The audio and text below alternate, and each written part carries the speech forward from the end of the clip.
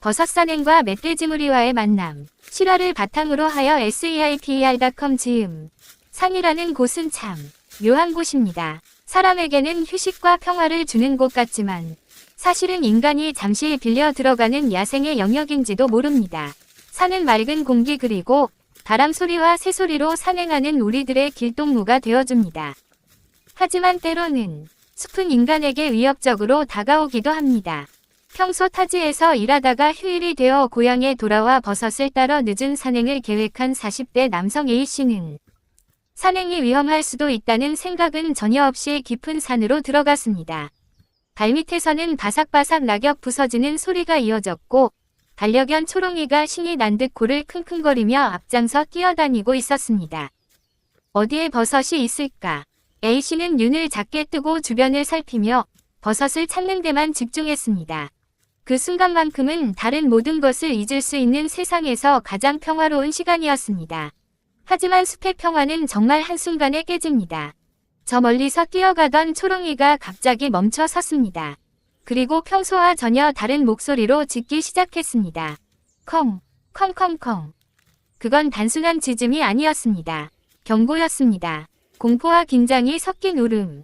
A씨는 무심코 고개를 들었습니다. 그리고 그대로 몸이 굳어버렸습니다. 산 위쪽 경사면 저 멀리에서 검은 항무리들이 바위가 굴러오듯이 빠르게 내려오고 있었습니다. 멧돼지 무리였습니다.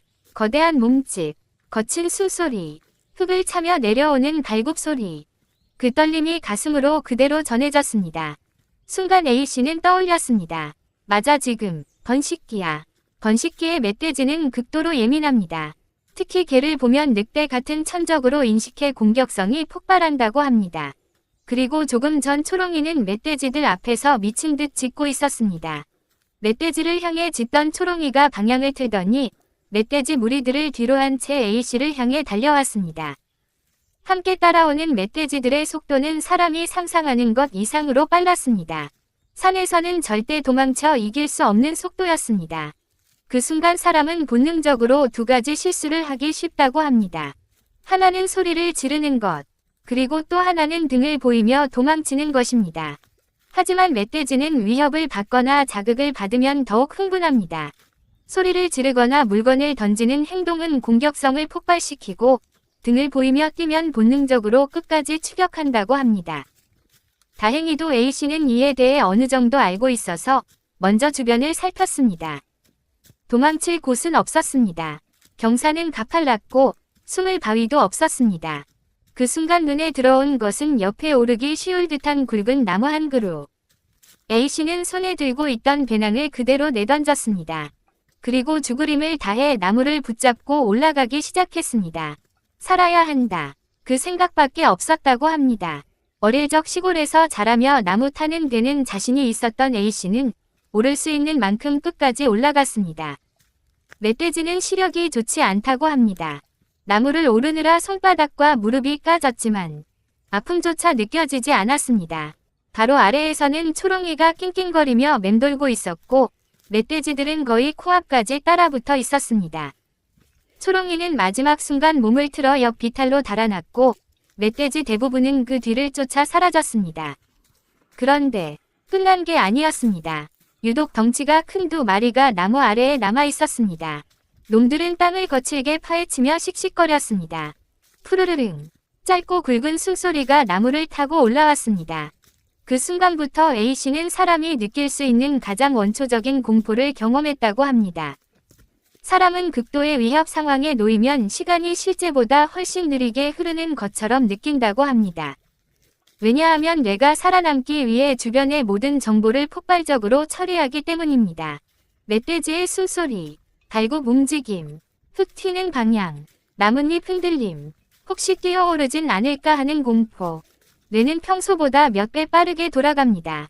그러다 보니 실제 시간은 그대로인데도 몸은 시간이 늘어난 것처럼 느끼게 됩니다. 5분이 30분 같고 10분이 1시간처럼 느껴지는 것입니다. A씨 역시 그랬습니다. 나무를 붙잡고 있었지만 손에서는 식은땀이 멈추지 않았고 다리는 계속 떨렸습니다. 휴대폰을 꺼낼 생각조차 나지 않았습니다. 그저 조용히 버텨야 한다. 그 생각뿐이었습니다. 왜냐하면 나무 위에서는 절대 멧돼지를 자극하면 안 된다는 것을 본능적으로 느꼈기 때문입니다. 소리를 지르거나 위협하면 멧돼지는 더 흥분합니다. 사람이 겁먹고 있다는 걸 느끼면 더욱 집요해지기도 합니다. 그래서 A씨는 숨조차 크게 쉬지 못한 채 나무에 몸을 밀착했습니다. 그런데 갑자기 쿵! 한 마리가 나무를 들이받았습니다. 나무가 크게 흔들렸습니다. A씨는 비명을 삼킨 채 줄기를 더욱 세게 끌어안았습니다. 그리고 그 순간 이상하게도 머릿속에는 별생각이 다 떠올랐다고 합니다. 내가 왜 여기 왔지? 버섯 몇 개 따겠다고. 오늘 집에 못 가는 건 아닐까. 공포는 시간을 붙잡아 늘립니다.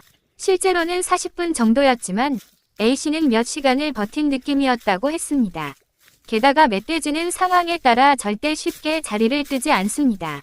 특히 흥분했거나 자극받은 멧돼지는 사람이 내려올 때까지 몇 시간이고 나무 아래를 맴돌기도 합니다. 새끼를 데린 어미라면 더 위험합니다. 위험 요소가 완전히 사라졌다고 판단할 때까지 집요하게 주변을 지킨다고 합니다. 하지만 그날 먼저 작은 놈 한 마리가 포기한 듯 숲 아래로 내려갔습니다. 그러나 큰 놈은 끝까지 남아 있었습니다. 마치 사람의 움직임 하나라도 놓치지 않겠다는 듯 나무 아래를 맴돌았습니다. 그리고 정말 긴 시간이 흐른 뒤에야 놈도 천천히 몸을 돌려 산등성이 너머로 사라졌습니다. 숲은 다시 조용해졌습니다. 하지만 A씨는 내려오지 못했습니다. 혹시 근처 어딘가에 숨어 있을지도 몰랐기 때문입니다. 그렇게 나무 위에 얼어붙은 채 매달려 있던 순간 저 멀리서 낙엽 밟는 소리가 들렸습니다. 사각, 사각. A씨는 긴장한 채 아래를 내려다봤습니다. 그리고 곧 허탈하게 웃고 말았습니다. 초롱이가 꼬리를 잔뜩 내린 채 슬금슬금 돌아오고 있었기 때문입니다. 아까 그 용맹하게 짖던 모습은 온데간데였고 완전히 혼란 강아지 표정이었습니다. 야 이 자식아, 너 때문에 죽을 뻔했잖아. A씨는 떨리는 목소리로 말했지만 결국 초롱이를 꼭 끌어안았습니다. 초롱이는 더 이상 짖지 않았습니다. 그리고 그 모습을 보고서야 A씨는 확신했다고 합니다. 아, 이제 정말 떠났구나. 그날 이후 A씨는 산에 갈 때마다 주변을 살피면서 긴장을 하며 산행을 한다고 합니다.